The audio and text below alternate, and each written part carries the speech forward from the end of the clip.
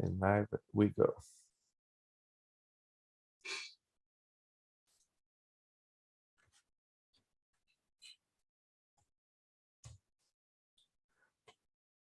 Okay, so we are wrapping the modeling process of the Miller house. Let me show you some of the images of the house that describe a little bit how the site is.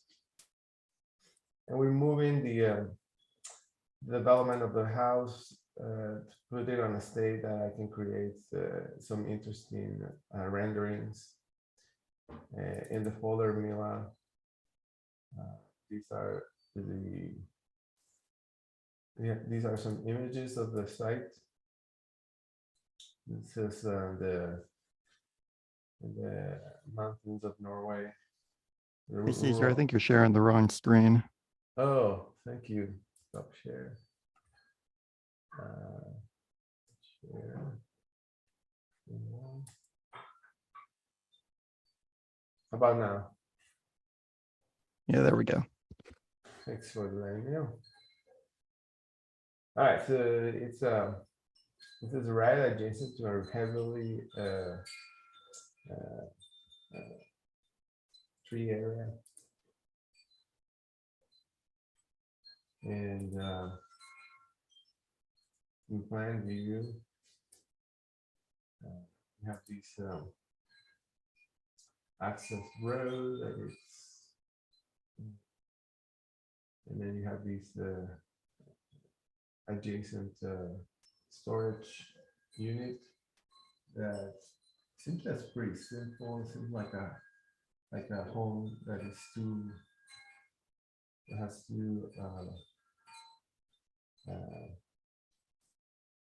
a two-sided roof, two-sloping roof. Here is the view of the house in winter.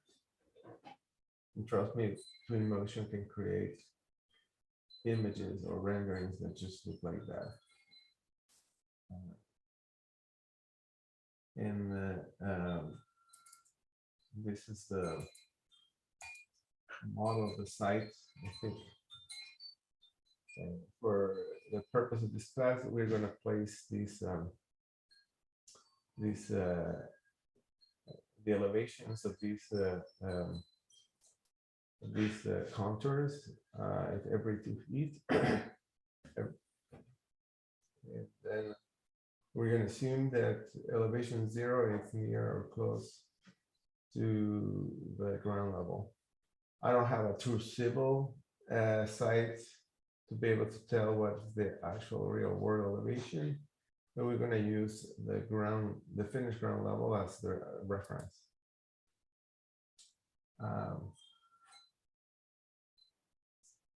Okay, and this is the street view from the actual site that we may use in the rendering in Twinmotion. So this is this helps me create this 360 spherical projection that will give me some context of the house in a rendering, actual rendering. Okay, so you got the file. Let me know if you need time or if you need the link again.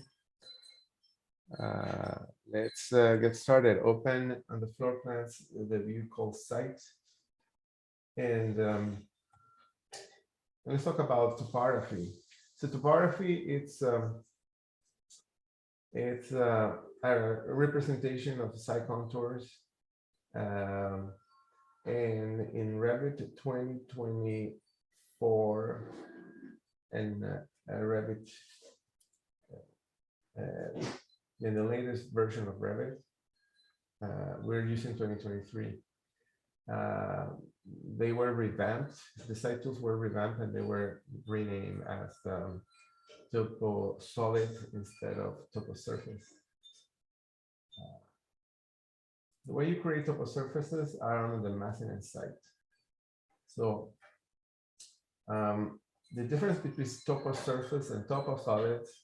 This is just something in we don't have this in Revit 2023, but I'm going to talk a bit on Revit 2024.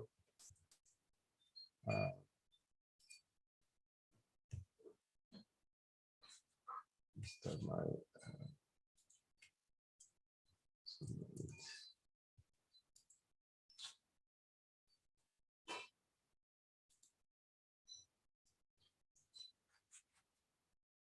so for a longest time, there was a long-standing request to improve the way a site is represented in Revit.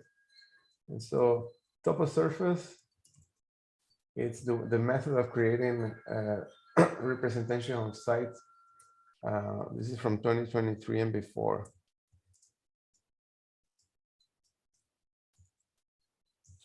And then in 2024, it was renamed as topo solid. And this is in 2024. So the big differences is that what I'm going to teach you is topo surface are representations of a surface. And then in the 2024, this was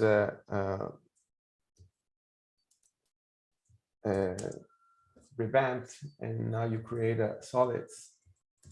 And so the advantage of doing solids is that you can create sections, and then you can represent the site or the site as a system family with instance properties and type properties. And the topo surface behave exactly the same way as floor slabs, that you have multiple layers and you can define different thicknesses, assign different materials and functions. And so you can create different families of surface representations, the same way you do with floors and walls. You can have different families for, let's say, your asphalt, for your site terrain, existing site terrain, for water bodies, for example, for different types of exterior surfacing. And so topo solids give you greater ability to model sites, because it also cuts with existing solids. So you use Boolean operations, cut the surface with a mask, and that creates a terrain path. So all of that happens in 2024. So what I'm going to show you, it's already old, but we don't have 2024, and I'm not asking you to go download it. Just be aware that the method and ways of modifying and creating changes in 2024.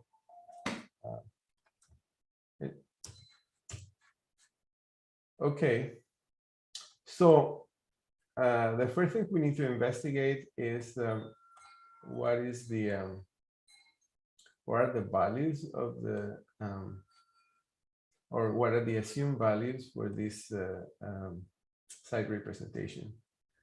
And so I'm going to assume that the contour that surrounds the house, the home, that's elevation 0. I'm just going to put some text here for my reference text.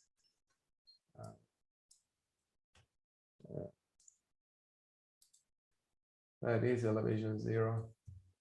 And I also need to assume that according to the pictures, this is growing higher towards that direction. And so let me move this here. And I'm going to change the text size to 330 seconds. And then the next one is going to be elevation 2, 3, 2, 4, 6, and so forth. So, and I'm just typing text, annotate text, and place a text with the family 330 seconds.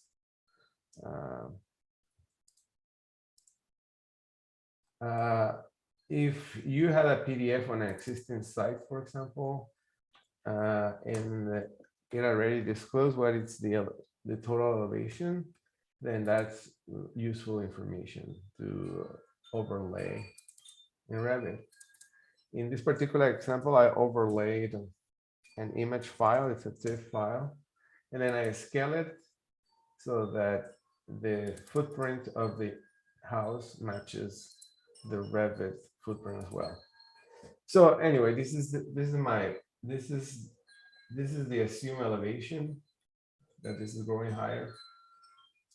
And then there's some information that I don't have because it's getting blocked by the representation of the trees, but this is the most information I have. In real projects, you also, if you don't have a civil site, but you have like as built in PDF, you can underlay a PDF. If you go to the Insert tab, there are two types: link PDF, in which it makes the PDF like an external reference that it's updatable, or import PDF, which makes the PDF part of the Revit file. Then you place it on the site plan and scale it using some common dimensional feature. In my case, because I have the footprint, this image display the footprint of the main house, I was able to scale using a numerical value. Okay, so now that we have the assumed elevations, the next thing is to set up the settings of the toposurface before we do anything else. Like we need to tell Revit what are the parameters to create this toposurface. And so all the massing, everything that's related to site creation is going to be under the massing and site. And here we have everything, all those tools inside this rectangle that I'm marking under the model site and modify sites. These are ways to create different type of toposurfaces. And then the other is ways to modify and create a site. So right below these, right adjacent to the model site, lower right corner, you're going to see a little icon that has an arrow pointing down. Those display the toposurface settings. So go ahead and open that little arrow pointing down. And these are the typical contour settings for the toposurface. And these are global, meaning that I set this up first, and this is what's going to help me create toposurface and moving forward. So in Revit, we have different type of line representation of surfaces. We have primary contours and secondary contours. They can have different elevation thickness value. And so in these size settings, the first type of settings is like the default ones. Means the contour are displayed at an interval of the default elevation here is 10 feet. And then the other thing you need to watch is the next one that says passing through elevation. Is that what is the baseline elevation of this project? And so the default lines are going to be placed every 2 feet. So I'm going to replace 10 with 2. And then I could leave it like that. Like you see, there's no additional contour definitions. And this is going to create me a surface representation with the same line weight. So it's going to be the topography representation is going to follow the default line weight assigned to the topography category. This is an object styles. But if I need to have control on the way the primary and the secondary lines display, then I need to add additional values. So I'm going to leave the default settings as is, and then I'm going to add additional contours. Notice that I deleted one already. I'm going to add 2 of them. You just need to add 1. These are subcategories of the line weight representation of contour elevations. And so I'm going to have a system of primary contours. So I'm going to set the primary contours and the secondary contours.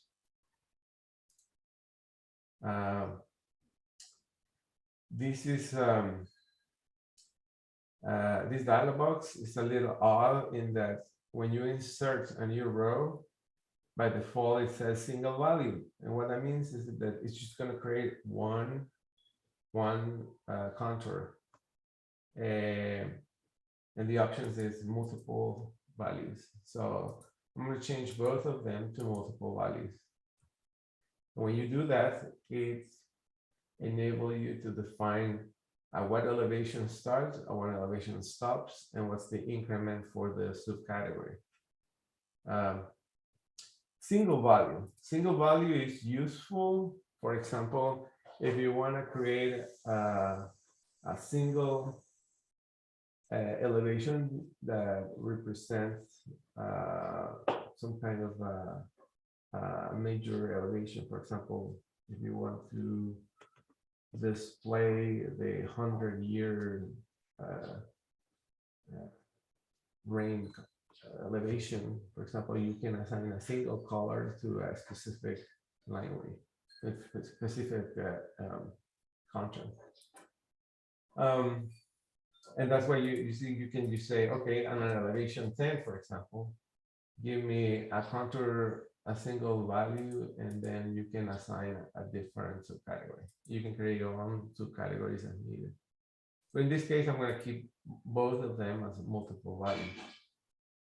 So let's start with row number 1. Make sure that it says primary contours in the subcategory. And so the primary contours are going to run every, let's say every 6 feet. And then the secondary are going to run every 2 feet. And it's important to define the range at which these contours will be displayed. So the primary contours, I'm going to assume is going to start at minus 40, and it's going to go all the way to 40.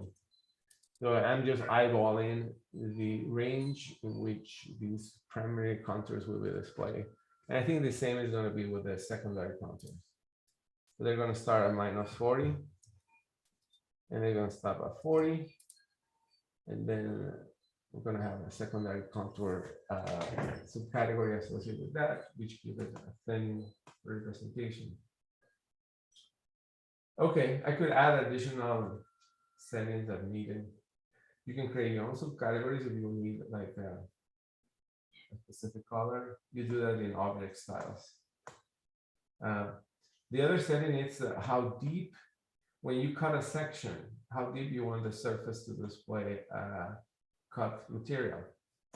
And so that elevation is 10 feet. So every time you create a section that include a topography, you will see earth thickness representation that follows the surface down to 10 feet. The other setting is related with property data, and this is what is the method of measure and report property boundaries. Here in the States, I think degrees relative to the north-south, it's a typical angle display. And then the units, it can be the decimal degrees or degree minutes in second. I think degree minutes in second is the formula. Okay, so any question about these size settings? These are global settings, so it will drive the creation of topo surface for this project across. Hi, Caesar. Sorry, I must have missed it, but can you explain the passing through the elevation parameter once again? Which parameter? Passing through elevation under the Oh. control line display. Yeah, I see. So if I didn't have this, if I exclude that,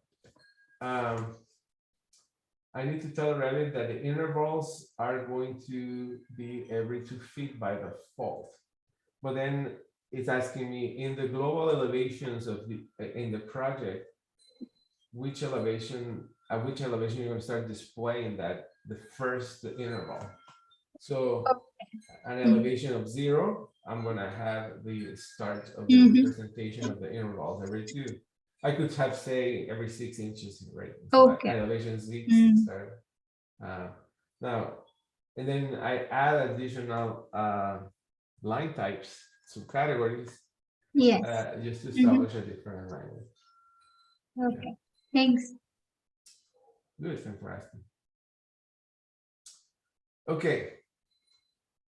So what's important again is to establish the range of the different subcategories based on the value that you have on the screen. Now, I do not know what is the real elevation of the house in Norway, but if I knew that, then I would, like, my starts, if this was, let's say, 650 or 700 above sea level, then the start will be the lowest range in which the primary contours display, I don't know, 600 to 800. And I would do the same for the secondary contours. But I don't have that information. So hit OK here. And I have the size settings in place. Let me show you what are the values of the primary and the secondary contours in object styles. So if you go to the Manage tab, and then you go to Object Styles, these are the full values, graphic values of everything in the project. And if you look at the topography section, you see that the primary contours has a line weight of 6. So those are going to be very thick line weights. And the secondary contours have a very thin line weight. And they are both solids. Now, depending on your graphic preferences, you can change, let's say, the secondary contours, you can make a dash. And then if you had like a special type of line weight to represent the contours, you can create new subcategories. For example, I want to add a new subcategory that's called the 100-year flood.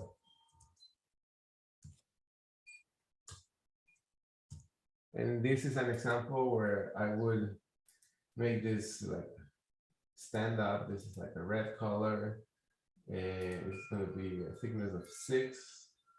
And yeah, when I create my settings, I can add a single value of row to the topo surface values. And then when the elevation hits that mark that we set up, then it's going to display the 100-year flood line right there. In general, these are ways to create subcategories, and this applies to all the categories in project. You can create ways to represent elements contained in that category with different line weights. Cesar, how did you add the 100-year flood line? Highlight on the topography row. Okay. Right below the topography row, and then hit new subcategory. Oh, okay. Got it. Thanks. Caesar, would the order of each subcategory matter, or we can have it in any order.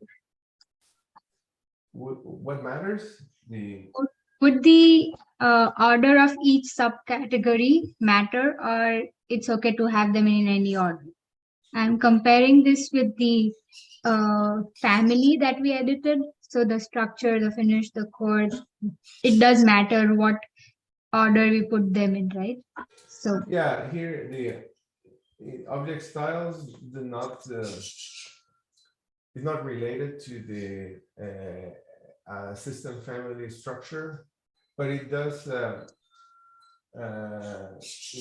You do have an impact to do that. Say, for example, the walls. I'm going to look at walls, and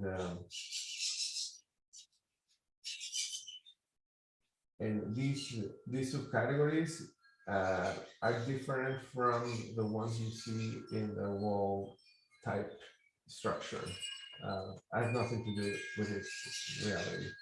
Oh. This is, for example, if two walls were adjacent, or they were joined, they will have a common edge, and they will be represented by that. In a wall switch, we didn't look at that. This is how they get represented.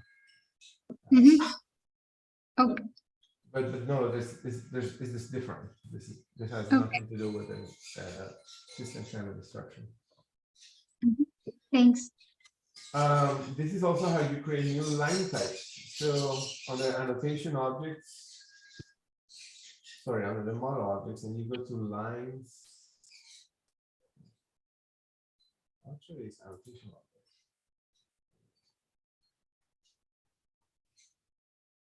Oh no, the line types are in a different one. The line types are not in object styles. There's a line type definition. I'm just going to hit OK here. So ignore that comment. We're going to go into that later, but it's here under line styles. This is how you create new line types, creating new subcategories. So, for example, you need a dash gray line type that's not available in the template of your standards, and you create a new subcategory there. Or you need like a red line.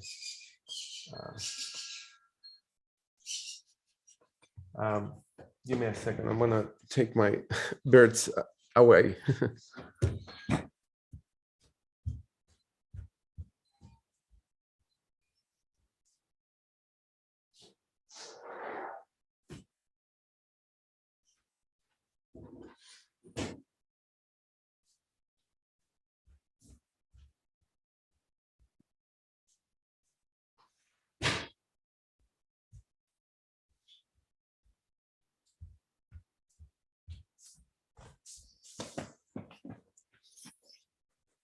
All right, this is the time of the day to start screaming.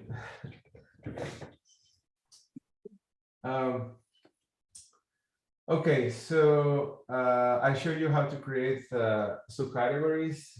I show you how to define the settings and topo surface.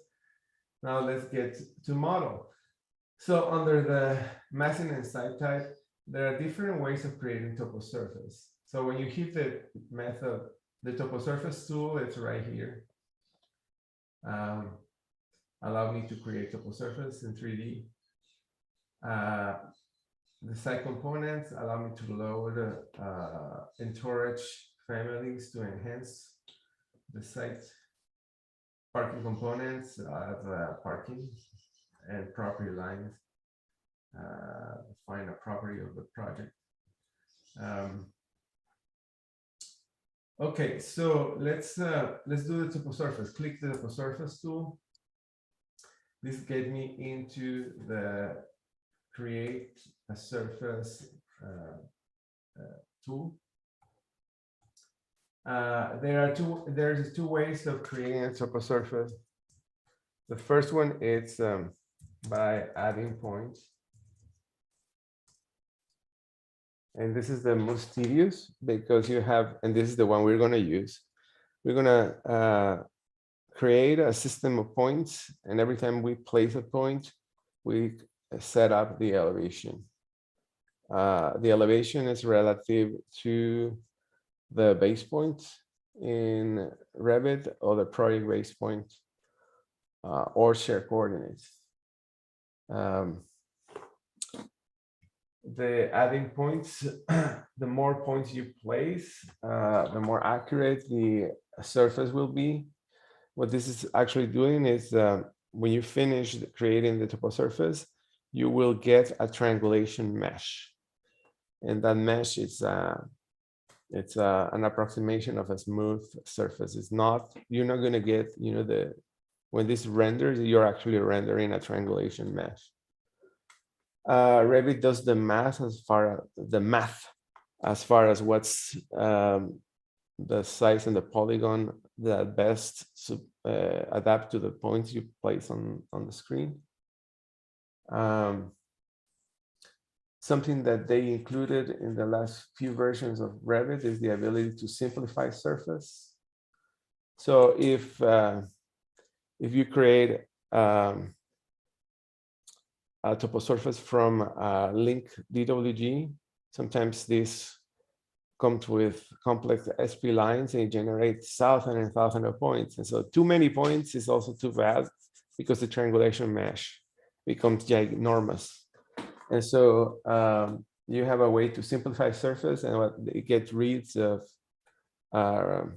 excessive amount of triangulation points, and it makes the mesh a little more manageable. That is this tool you see right here, simplify.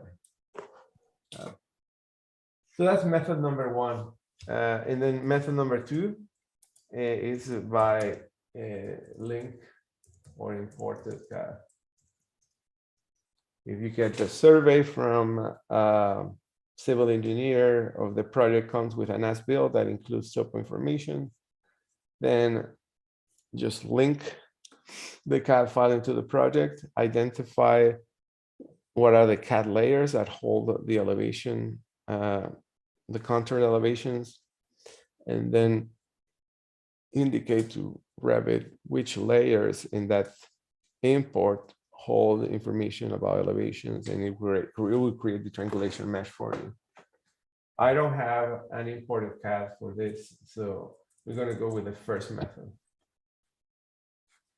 All right, so we are in the process of placing points, and notice that in the options bar, you have the only method available to me right now is absolute elevations. These are relative to the elevation grid in the project. And so you're going to start with 0. And in order to make the image not disappear with the overlay of the geometry, I'm going to switch the display to wireframe. Make sure the first thing to do is display or switch the visual style to wireframe. And this is just for the purpose of displaying the image and that it doesn't go opaque when I start creating the surface representation. All right, so elevation 0, this is my elevation 0. And I'm just going to do a quick visual on where it goes, I think. Assuming that this is it, I'm going to start placing it right here. This is 0. You can start, I'm going to create elevation 0 and just start clicking points. You're going to see that the topo surface start getting created. The more points you place, the more accurate it's going to be. It's not obvious to you, but this is a triangulation mesh. Because it has a single elevation right now, this is flat. But the triangulation is going to start becoming obvious when we start creating the upper values or lower values.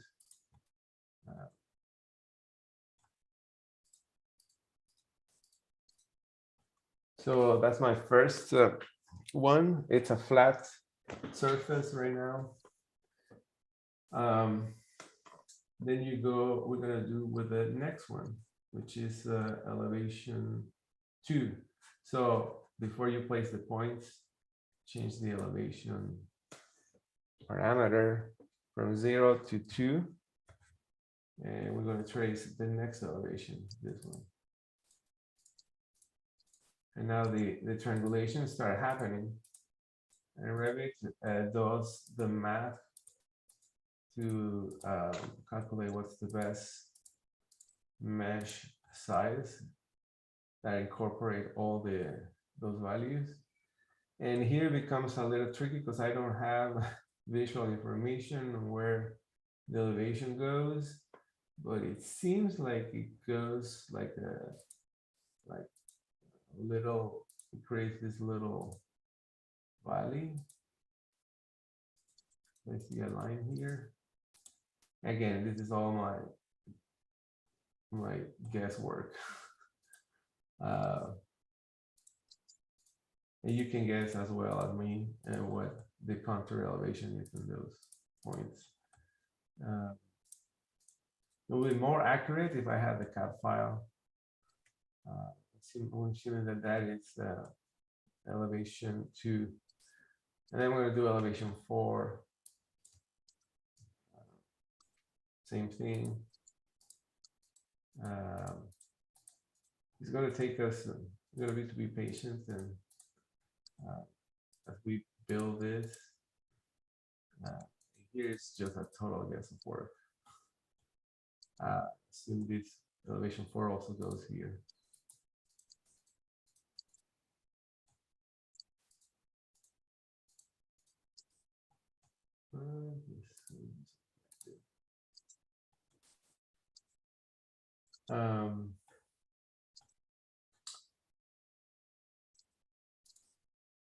Then I'm going to do elevation 6, 8, 10, and 12. So another thing you can do, you can skip elevation points, and Revit is going to do the math for you.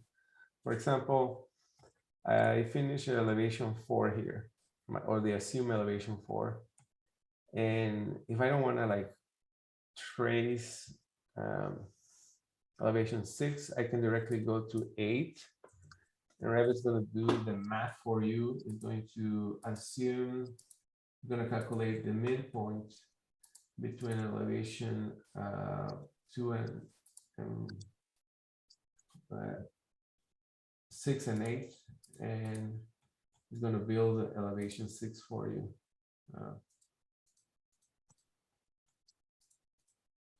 So there's no need to have to put all the points. If the site has like a reasonable a parallel of the structure, you can just skip the numbers. I'm going to skip them, for example, elevation 10. I'm just going to go straight to 12. So 12 is that, guys. 10, 12. So 12 here.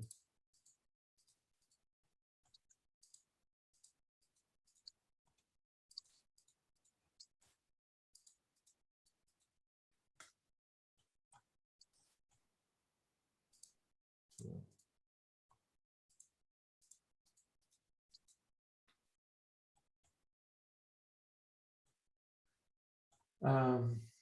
12, 14, I'm going to do 16 now.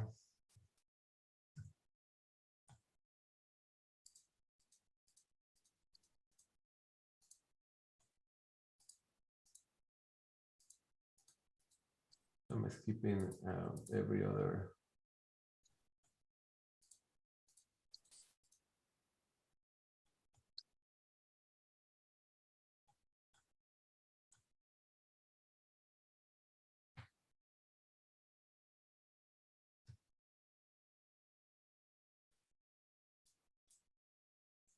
I'm going to do elevation 20. I'm going to skip 18. just to go a little more faster. And in here it does this strange turn.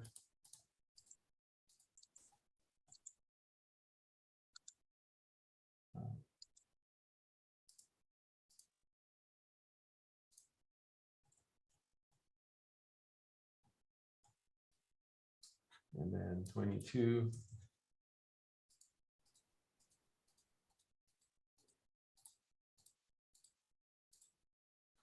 And 24.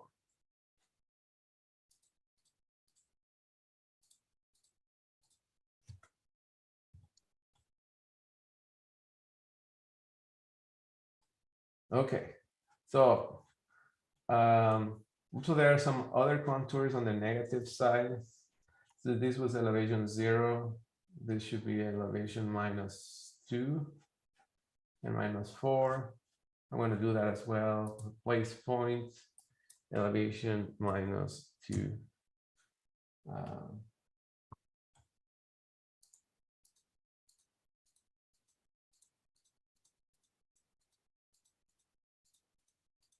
Yeah, I'm going fast right now, so I'm not being very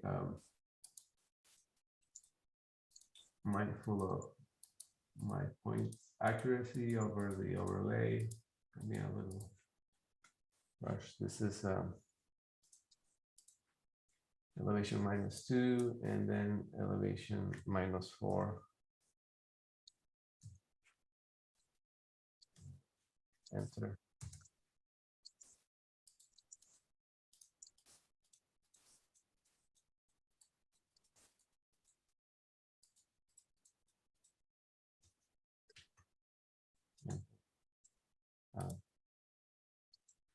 To change elevations or to check what's the elevation value, when you can escape to finish placing an elevation and you just select the point, it will tell you, it will report in the options bar and in the properties what is that global elevation. You can go ahead and change it if needed.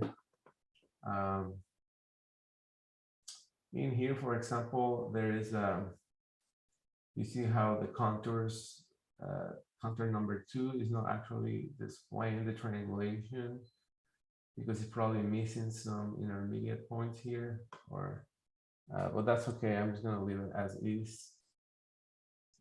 When you have enough points and you have an area that it's enclosing the entire site, you can decide when to finish.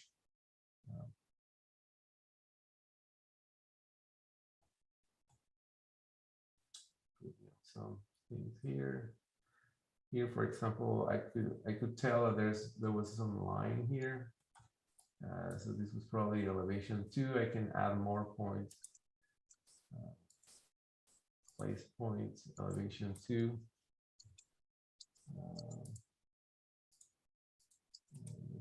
Start fixing things I see on the screen.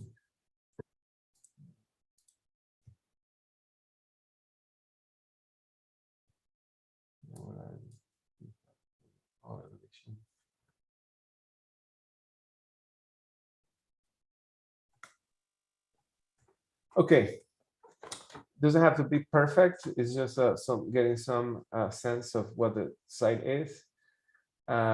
When you finish, you click the green checkbox, and there you go. This is the site representation.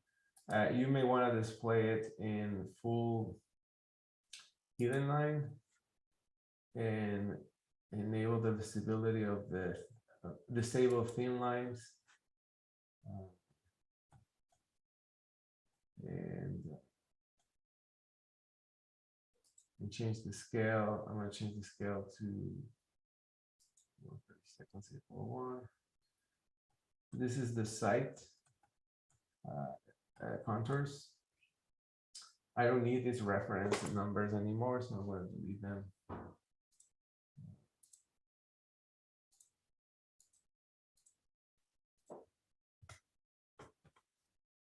So if the site needs,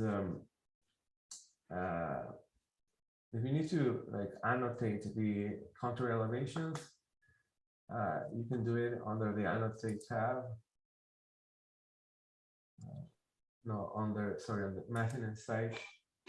And you say it says label contour is like 50. And it says 50 in a line. I don't know. And so you can create contour display, and then this is a 2-line process, and it will report for you what is the contour elevation. And I can do that a couple of times. Label contours. That's another one. A few here as well.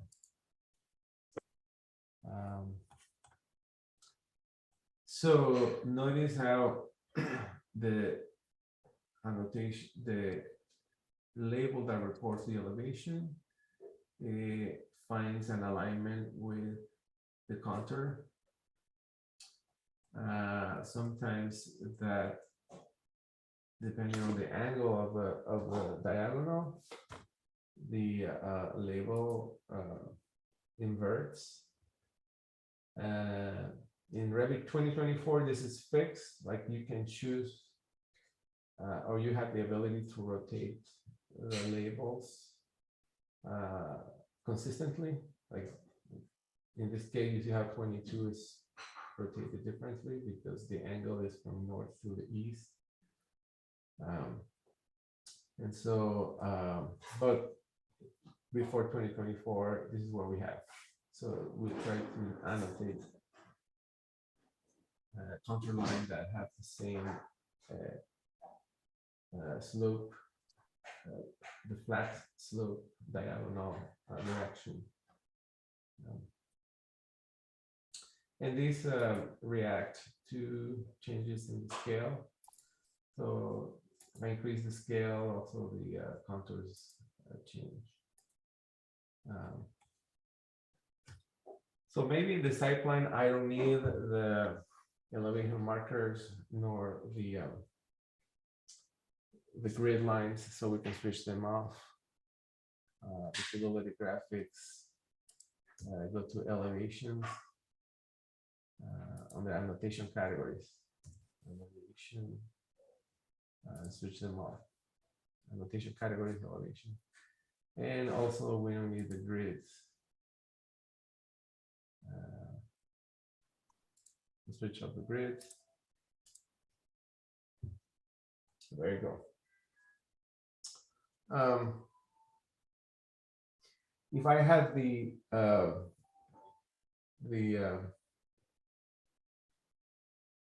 true elevations, that's information that I could swap in the levels. You see how in the levels I have, this is level 0 and it goes to level the roof level, which is 16.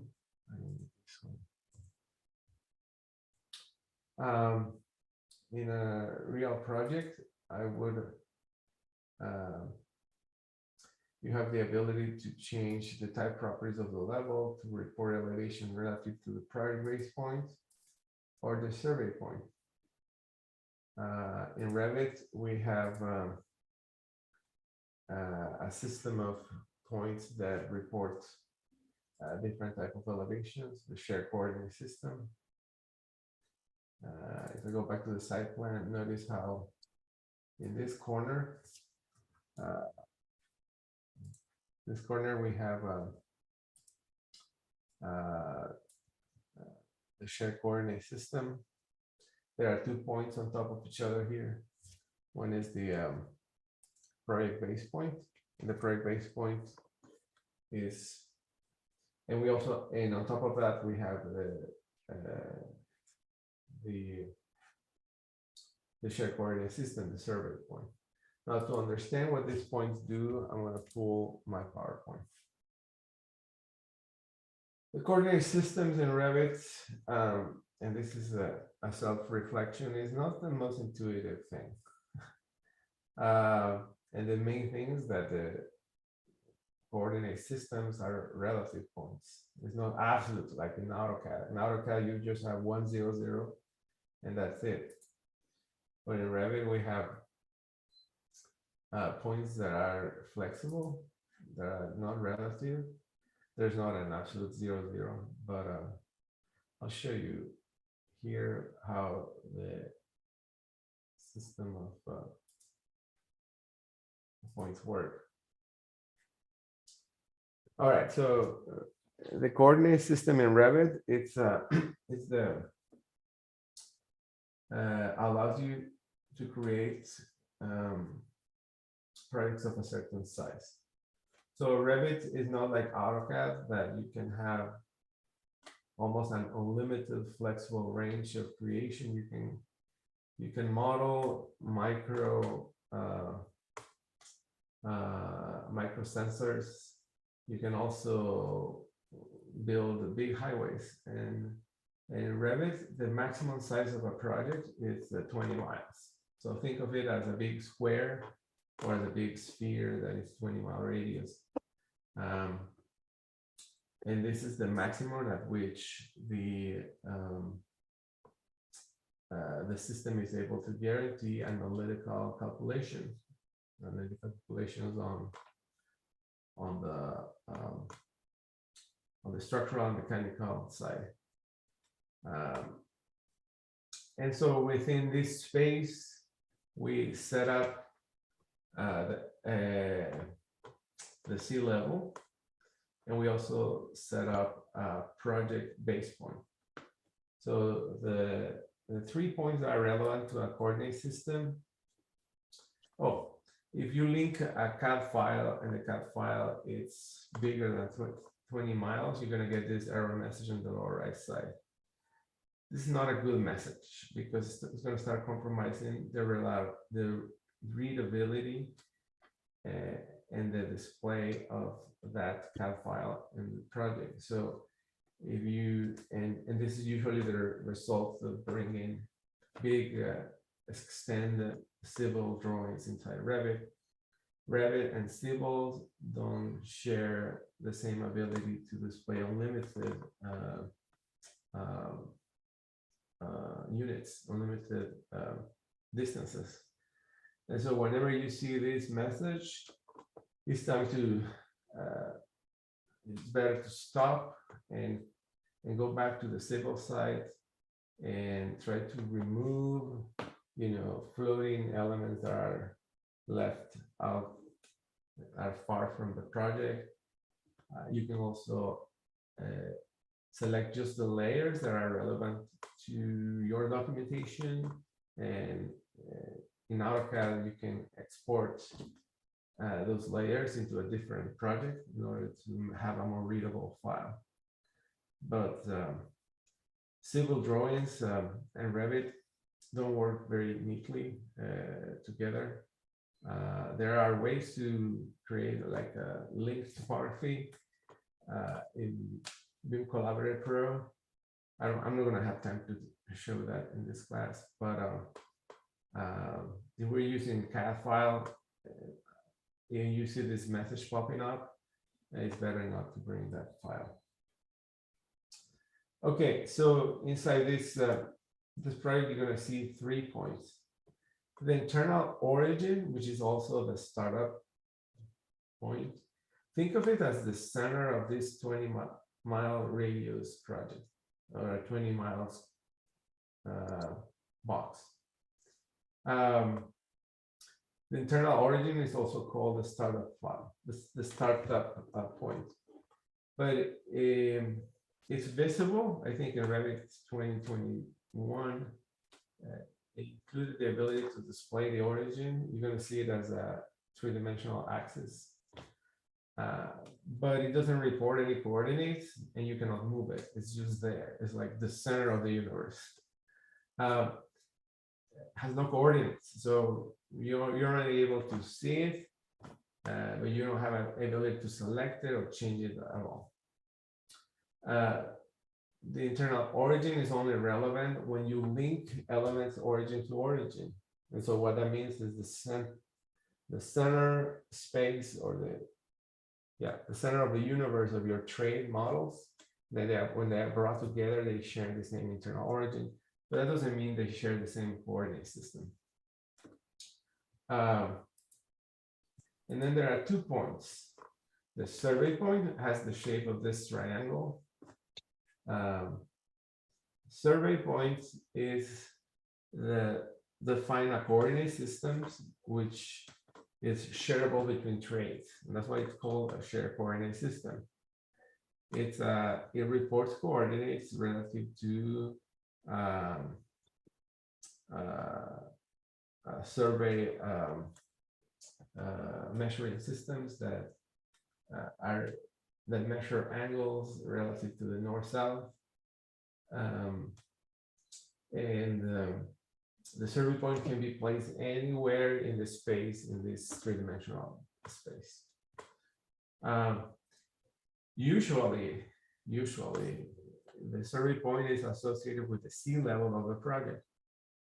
So if you know that your project is 600 above sea level, the survey point is sitting at the elevation 0.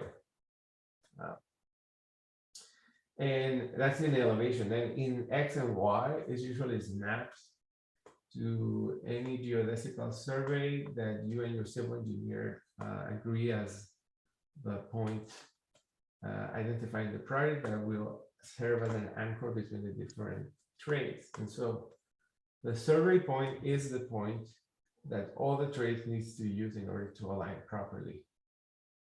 And that's something that needs to be documented in the BIM execution plan. One of the earliest meetings that happens in the model efforting, in the modeling process, is to meet mind with a civil engineer and agree on what point in the site will serve as a XYZ coordinate system. Sometimes it's a like intersection of the streets, sometimes it's a geodetic. In the case of the urban settings, there's a lot of geodesic survey points, you know, those little plaques that sit on the urban fabric. Or it could be, I don't know, the corner of an existing building or something, a monument in the site, or a tree. But that's usually sits in the 0 elevation. And then we have the prior base point. The prior base point has this shape of a circle, and it's also called a building work point. It reports coordinates relative to the survey points, but it's important because it has 2 pieces of information. It allows you to establish an alternate elevation system for the grids. So the grid, the levels, not grids, levels. The levels report an elevation, and that elevation can be relative to the survey point or to the base point. And so, depending on your technical standards, sometimes you want the building to report global elevation, survey points elevation. And sometimes you want to report the elevation relative to the ground level, and that's reporting elevations relative to the project base point.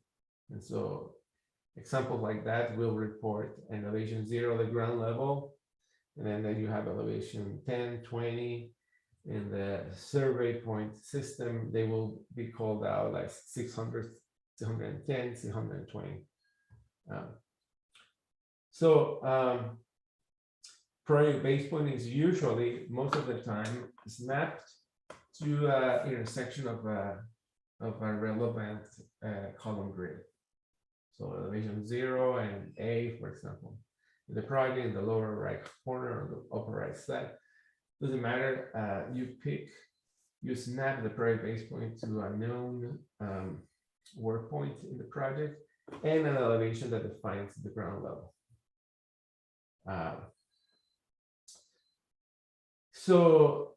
And then the other thing is that you have the ability to define the true north and project north.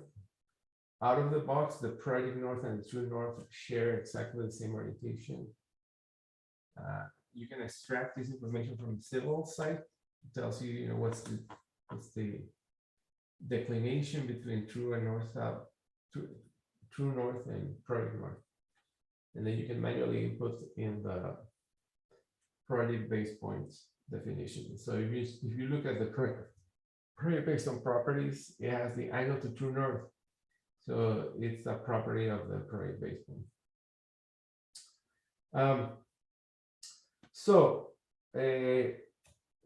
To allow all the trades to align properly, they need to share the same location of the survey point.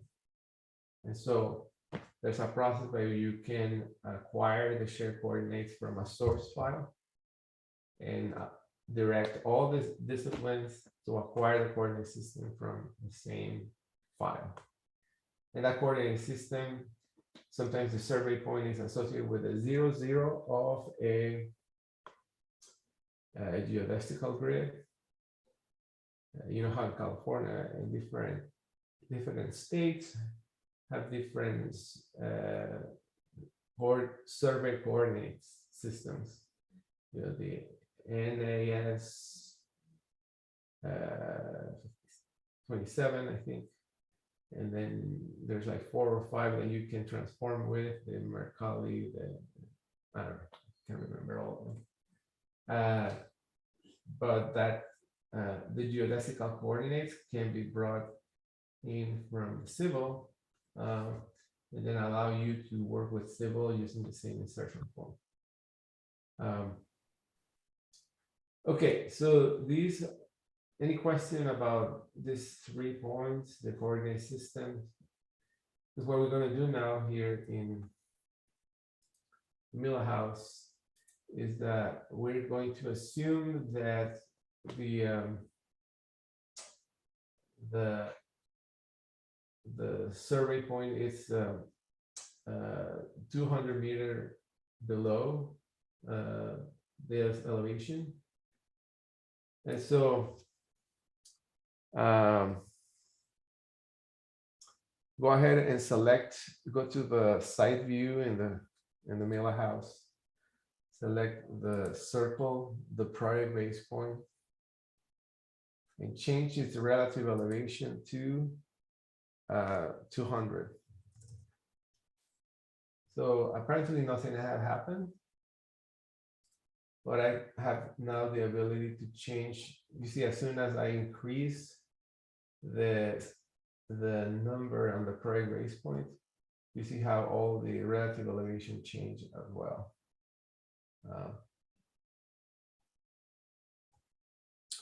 And so right now it's reporting elevations in the negative, but that is changing the elevation to the project base point is the equivalent of raising the entire project by a certain size, by a certain number. I'm going to go back and change it back to 0. I just wanted to show you how the elevation markers react to changes in the project base point.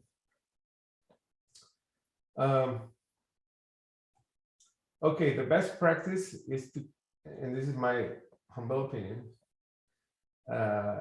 is that the project base point, the survey point and the origin are exactly the same place. So if I switch to a 3D view, this is a 3D view. I'm going to switch on the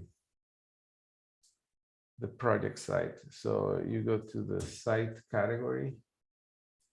And here are the survey point, project base point, and internal origin. Again, visibility graphics, VG, just type on the fly. Open the site category and display the origin, the project base point, and the survey point in a 3D view. You're going to notice now that the 3 points are all in the same spot.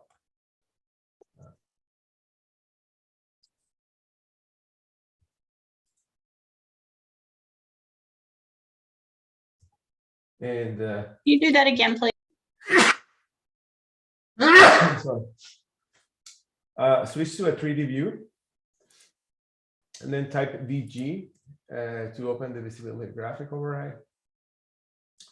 Then scroll down to the site category. Click the plus sign next to the site category and enable the visibility of the internal origin, the survey point, and the project base point. And then you're going to see the 3 points, the gadget, you know, the red, blue, and green arrow. That is the visual location of the origin. Then we have the project base point, and then we have the survey point.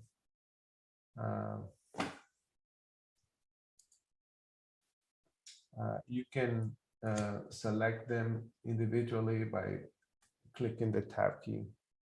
Tab key, that is the survey point tab key. Tab, and then that is the project base point.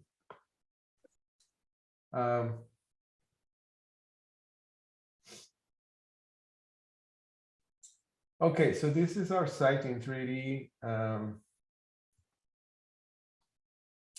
We are going to assign grass material to the 3D topography. So select the topography, look at the material property in the instance properties. Right now it says by category, so it's whatever is the default value in the object styles. Where you're gonna click on the material, click the 3 dots in the material cell. This is gonna open the material browser. I don't know if we have a grass here. You can search for grass. If we don't have a material called grass, we can create it. We did this exercise several classes before. We would start with the default. So here's a grass one that I have here. It has material assets that make it displayed like this. I have it on the AEC materials. Let me know if you guys see it on your end. Yeah. Yeah, okay. So I select the grass material. Notice that it has the lower left side, it says this yellow corner. And you know what that means, right? It means that it's not using physically based material. But that's fine. I'm just gonna select it, hit OK. Oh, and I forgot. Oh, I picked the wrong one. Grass.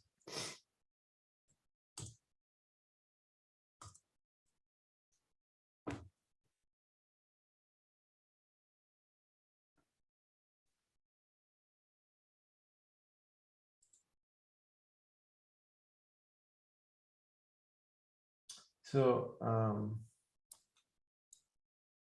I need to move it. You see this grass is part of the material libraries. So if you find it, you select it and grab it into the project, and then double click it to assign it to the material. This one thing is that it lives in the material library. Another is that it needs to be loaded into the project. So again, when you search for grass, if it appears in the lower corner, in the lower panel, it means that it's searching it inside the material library. But we need to import it into the project. So just search for grass and then drag and drop the material from the library into the project by just clicking the thumbnail, material thumbnail, and dropping it into the project library, the project materials. What I did is grab this, drag it, and drop it. And then double click it and hit OK.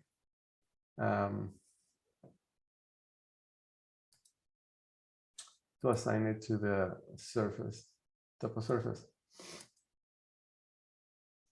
Now, when you switch your display to realistic, this is going to enable the display of the textures, and you're going to see the grass coming up. The visual style called realistic is like it's like a live rendering. You display the materials live. It's not super high quality, but it's enough to review materials. You can actually work in this mode, although it consumes a lot of visual RAM. So I'm going to switch it back to shaded. All right, any question? Let's go back to the site plan. Now we're going to use, I'm going to show you how to, I'm going to switch the site plan to wireframe again to display the contours. And we're going to create this road, this access road. And in Revit has a tool called subregion. And a subregion is exactly the same as the other day we were looking at the on the modify tab. We had the split tool that allow you to select to define a boundary inside the face of a wall or a slab and assign a different material. So the region is the same thing, but it works for topo surfaces. You will be presented with ways of creating sketch lines, and then you draw the boundaries inside of the topo surface. That's going to represent a different material. So let's do it. Again, go to the site plan, enable the wireframe display. This is going to let you see the image through. And then go to the massing and site and click subregion. When I click subregion, you're presented with a sketch line tools. These are different ways of creating sketch lines, including lines, arcs. All we need to do is trace the street over. So I'm going to start here. If I want to switch to an arc, just pick the start and radius arc and eyeball where is the end of that. And then I switch again to the line tool.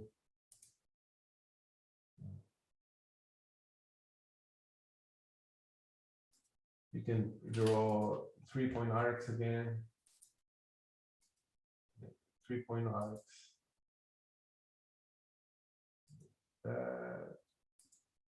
That's that line, and then I switch to line. Yep, so it's like a tracing exercise.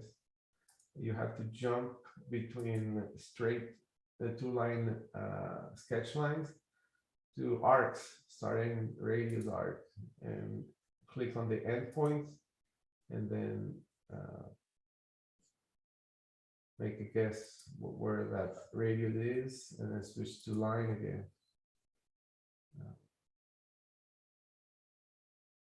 That is I'm going to do a 3-point arc here.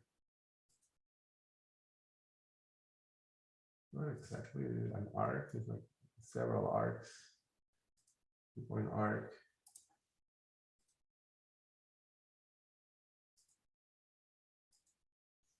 Another arc here. Something like that. They have to be perfect.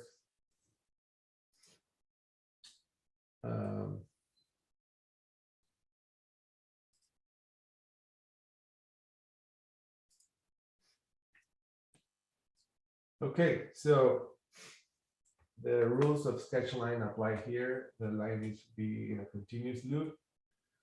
You cannot have overlapping lines. You cannot have gaps in the boundary for the sketch to work. Then hit the green checkbox. Now that is a separate region from the rest, and you can assign individual material to these particular objects. Notice that regions are a great way to report site areas. Like it reports what is the site of that road. I'm going to select that sketch line, the region, and I'm going to give it a different material. Maybe I do some asphalt or aggregate. See if I have some asphalt here.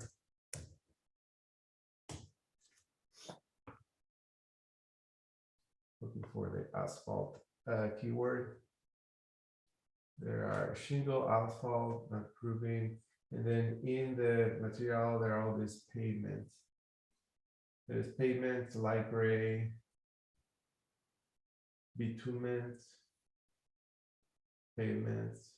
I can do the light gray, so just click on the material, drop it up, double click asphalt, and that will be assigned to the project to see if it works. Switch to a 3D view and do a quick render, realistic render. Notice how it has a different color. It renders differently.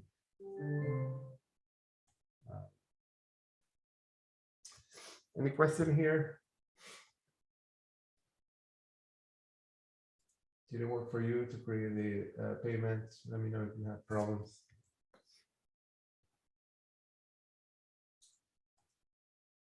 All right. Then the rest of the class, we can use it to add more entourage. So go back to the site plan again. And I notice that there's a bunch of trees in the upper right side. And I think these are conifers of different size. Let's look at what trees we have available in the project. So if you go to the family browser, you will see under the entourage category,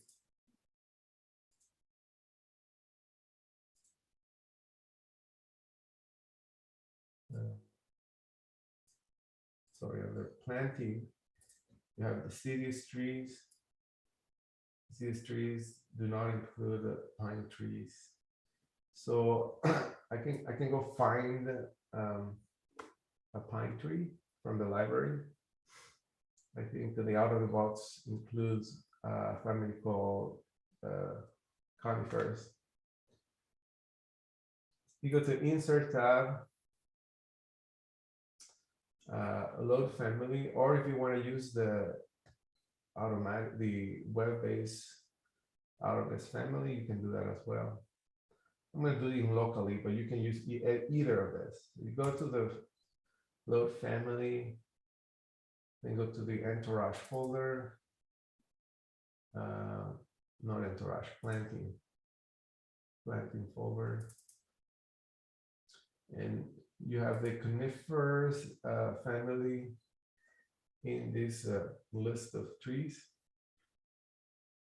There's another one called tree conifer, but the difference is that this is RPC and the other is just three-dimensional. And so RPC is, and I think I explained this before, stands for realistic photo content, and it's a format of file created by Archvision. Archvision holds the right to use and provide RPC content. In fact, if you're interested, Archvision,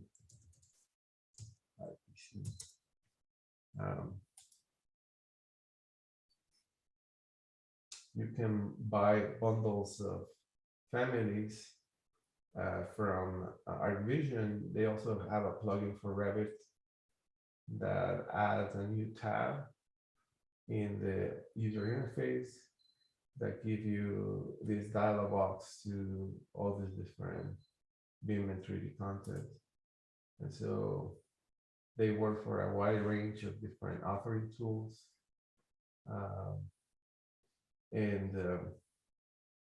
It's integrated with Avail. Avail was a company that provided web-based content for Revit. And you can buy bundles of 25 or unlimited on one end. Not cheap, no, it's relatively cheap. You can get a free trial as well. But this company is pretty smart. ArcVision, like, once you can only display the asset if the subscription is active. If the subscription has ended, then the asset will no longer be accessible. I don't know how they do that, but they have a way to do that. All right, but I'm going to load the RPC, the conifer tree.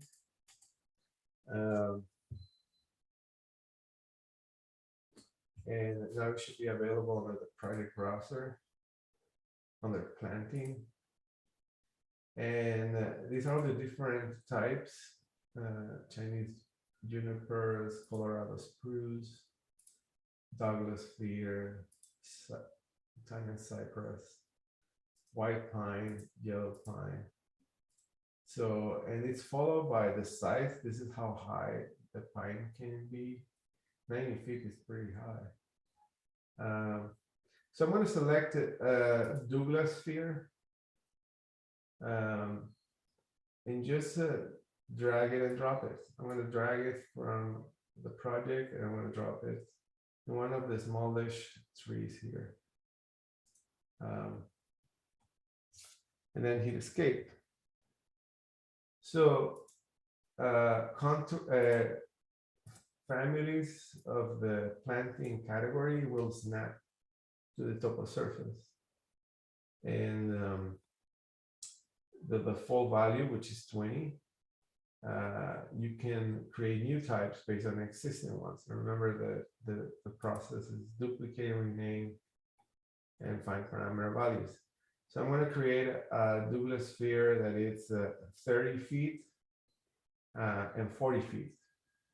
So all you need to do is go into the planting, RPC conifer, select the Douglas fir type, right click and duplicate and rename it. One is going to be 30 feet. And repeat the process, right click on the Douglas fir family, duplicate, and this is going to be 40 feet. And I can use different sizes as needed. Now, I just created copies of the existing type.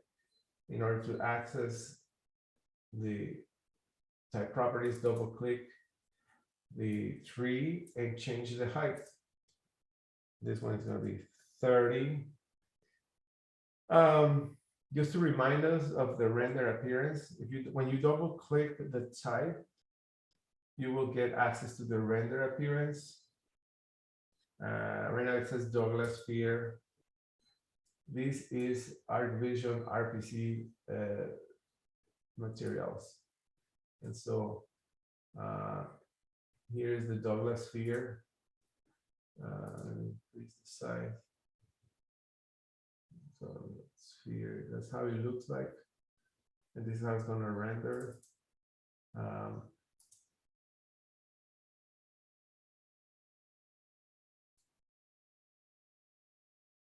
Notice that all this thumbnail has the word 3D steels. And what that means is that RPCs by default, there are different types, right? For RPCs at the base level, it's a texture map that is associated with a work plane. And the work plane sometimes align with the camera. So when you bring these assets and then you render it, you're going to notice that the texture map aligns to the camera, perpendicular to the camera. This is like phasing the camera orientation. And that's why it's called 3D steel. Okay, so these are my Douglas sphere, hit OK. That is the 30, and now let's edit the 40, Douglas sphere 40. Double click, the height is 40. Same assets, nothing else. Apply, okay. Okay, and now I'm going to start to populating, placing these trees on the project. I'm going to start with the big ones, the 40. If you want to create a 60, that's fine as well. I'm just going to stay with these three sizes. And the representation in plan, it's a projection of lines inside the family editor. You can change that if you want to make this tree look less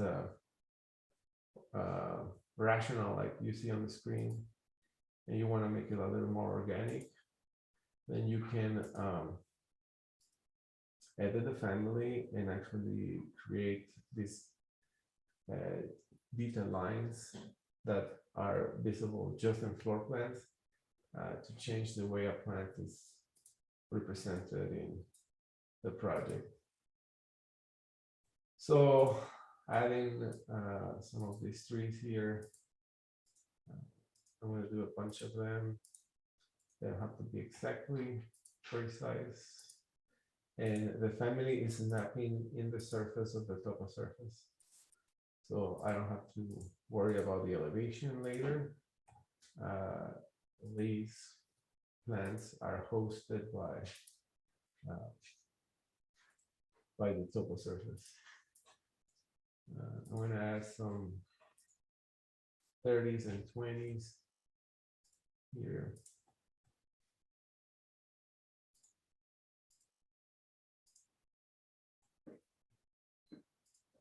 And you're going to be a little more dramatic. I'm going to add a few smallish ones at the front end, according to some of the pictures. They have different size.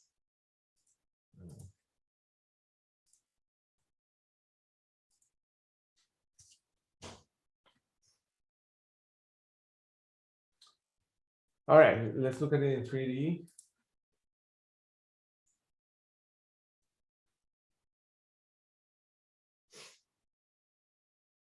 Here is my forest of pines. And I enable the realistic mode. It took a few seconds to regenerate. But all of these, they have different heights.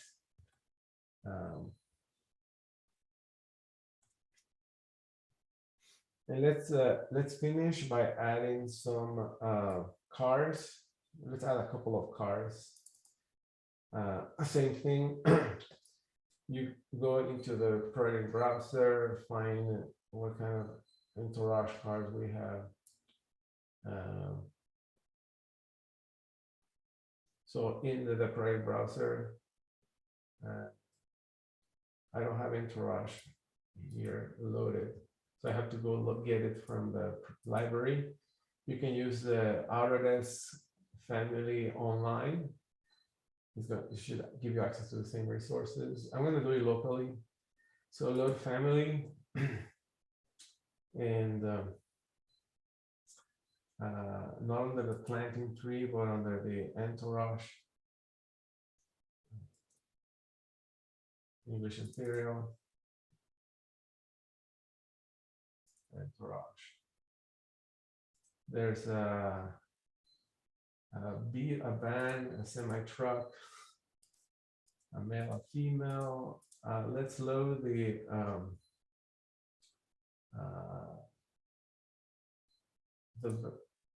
Yeah, let's add the van. Hit okay. And so under the entourage category in the private browser, there's a deliberate van here. We can duplicate, we can create new types and utilize one of the new RCP assets that ships with Revit. Let me show you how to do that. Again, you went to the Insert tab, load family, entourage folder, and loaded the van family. I'm going to show you how to create different assets associated with different types. So right click and duplicate the van. And I'm going to call this Chevy truck.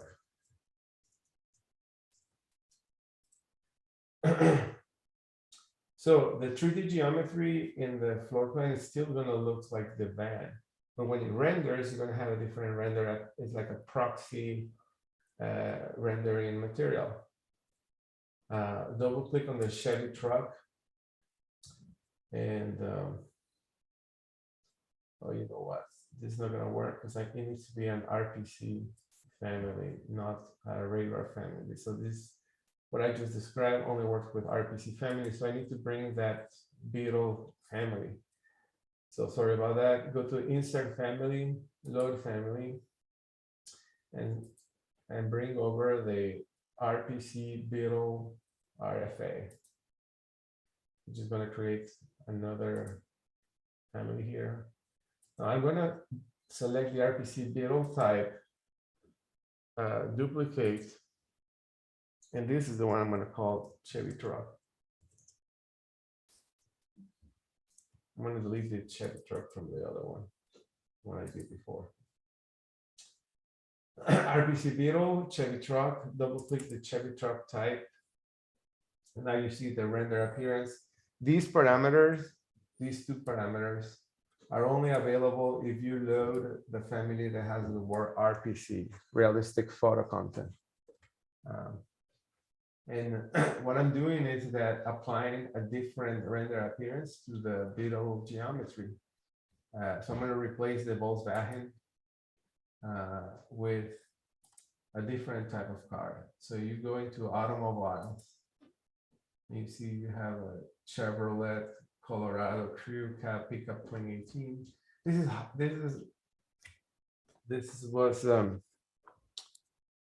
This is realistic photo content. It's gonna come across really full of details. So select it, hit OK. I replaced it. I have a new family using the same geometry as the Beetle car, but when you render, it's gonna render as a Chevy truck. So I hit apply, hit OK, and bring the Chevy truck into the project. When you bring this, it's going to look like the Beetle car, and that's fine. So park it perpendicular to the Mila house. When you hit the space bar, you can rotate it 90 degrees. And want to parking facing the house. And then I'm going to switch to the 3D view. Go to the 3D view. And notice this is a highly detailed Chevy rendering. Full of details, and it bounced the lights pretty nicely. This was included in Revit, in the latest versions of Revit.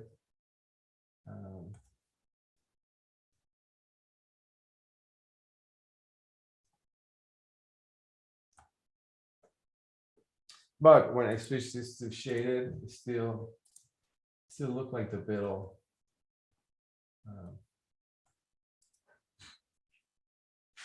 Wireframe. When I'm in floor plan, gonna look like the Beetle, but that's because I don't have the geometry of a Chevy truck. But I could get it. I think you can find additional assets in Art Vision.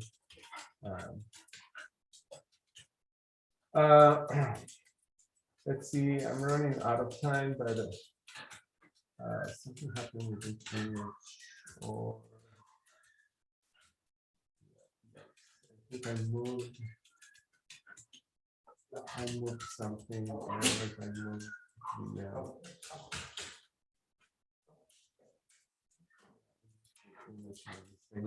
when images are brought into Revit, they need to be pinned to avoid this shift.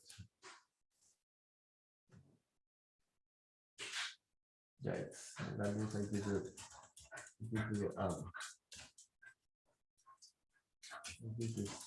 wrong location. That's okay, it's not that critical. But yeah, when you bring an image in Revit, it's the best is to pin it. You select an image and then you use the pin tool so that it doesn't get moved as I was doing this site operations.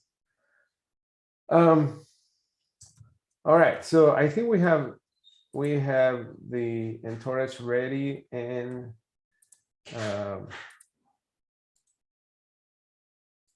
everything ready to do an exterior render.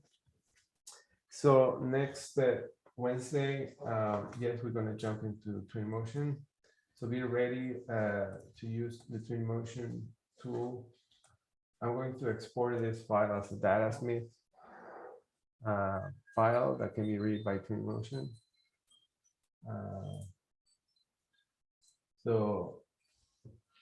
Next class, the way we're going to start is that you can create this directly synchronized with Twinmotion. And what that means is that Twinmotion is going to be running in parallel as Revit, but it's going to be detecting changes in the geometry. So every time there is a change in Revit, the Twinmotion file will get updated automatically. Again, this integration with Twinmotion is only available with Revit subscription. Revit LT, you won't have this available to you, but you can still have the Twinmotion standalone as I sent the instructions before. And this is how I export to datasmith file. And I'm going to do that now. I'm going to export this file, and I'm going to put it in the work in progress Mila house, and everything about this geometry will get exported into a format that's readable to Unreal Engine and Twinmotion. And that's going to be our starting point next class. So, okay, it's past 7:15. Any questions?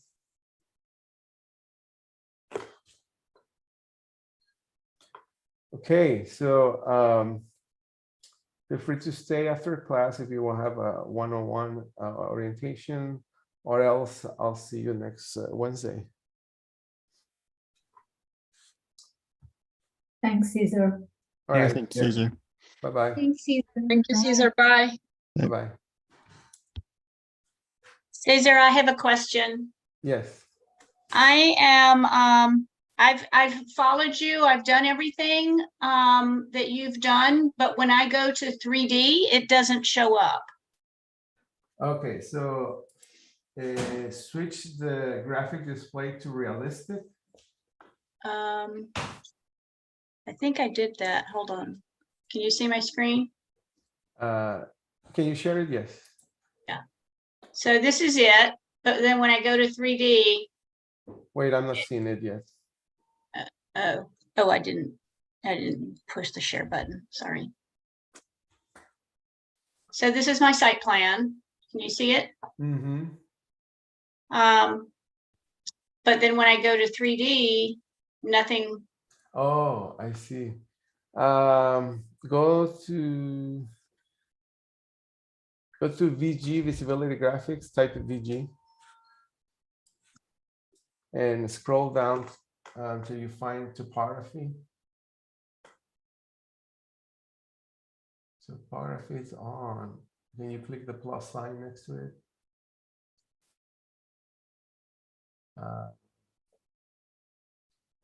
That's odd. It's supposed to be visible. Click cancel here. And then type on the fly ZE. Right zoom here? extent. Yeah, type on the fly CE, just zoom extent.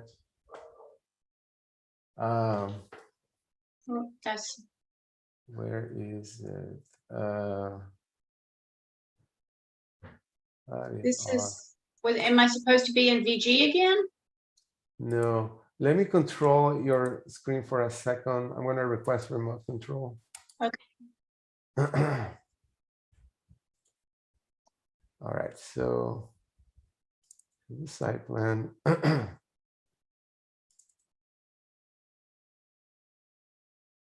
Oh, where did you build those the contours? Oh, here it is. This is a Hyatt site. Let me start 7. You see that there's 2 sites. So, So I think how'd you do that? No, I think you have 2 files open. Oh, I could, yeah. View. I'm going to close all the views. Yeah, so this one, this file, I don't think you work on that. This is, but they have the same name. That's the confusing Yeah, part. so when I did, you know, when I downloaded your data sets, it said it was supposed to replace the file. Oh, okay. And I tried to replace it, but it didn't do that. But this is the first time I've seen this in 3D. Okay, so I'm going to close the file that you didn't work on. This is the file you worked on.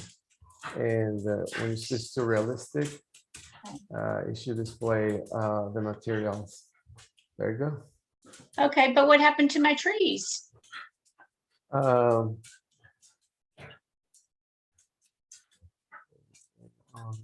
Site plan.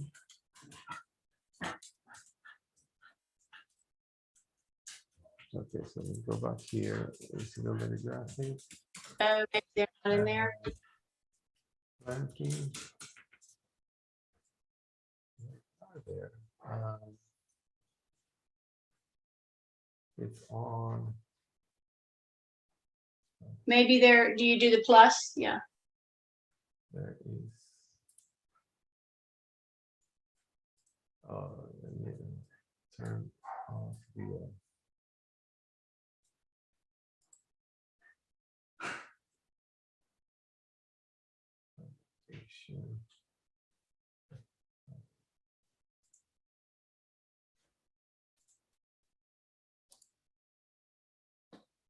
There you go. Oh, how'd you do that? I disabled the section box for some reason. It wasn't displaying it when the section box was on. Huh. I have no clue. All I did is disable the section box in 3D. Okay. I'm going to All save right. this for you, but you Great. have everything there. Okay, thank you. How do I know when I've got 2 files open? You know, right now the file is the same thing, but I bet they were saving different. Oh, okay. And they were saving different places. I see, for example, this is the history. And this one was saved in downloads Mila Hyatt. And this one, Todd downloads the same thing.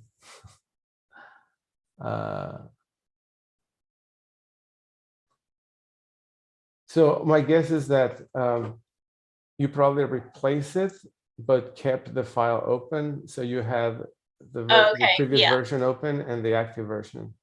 Okay, all right. I can see where I did that. Okay, well, thank you. Okay, Ruth. Okay. See you Wednesday. Do you need to, did you give me control back? Yes.